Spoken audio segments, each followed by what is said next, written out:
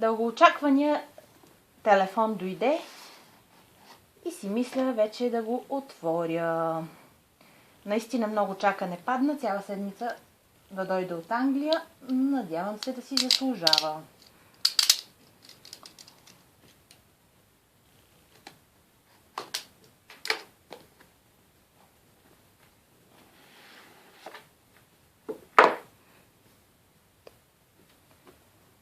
Какво има в кутийката?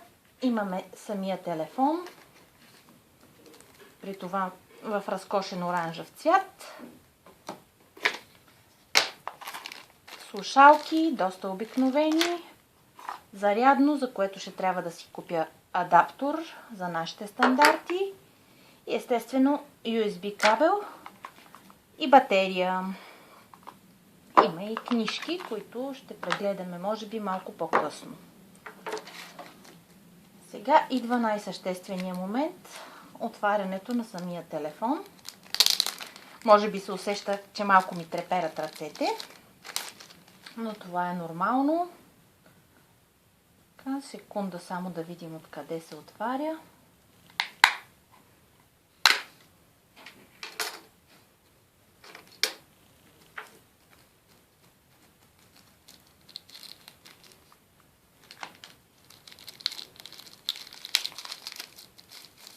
Малко технически затруднения с разопаковането.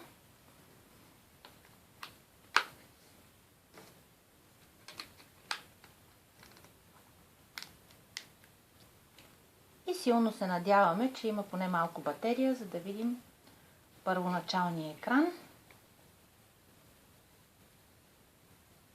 Това е,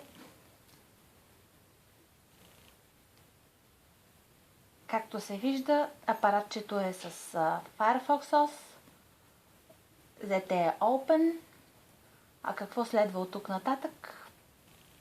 Може да очаквате в предстоящото ми ревю, което естествено ще бъде много аматьорско, но пък направено с желание. Трябваше да го спреш, като ти казах.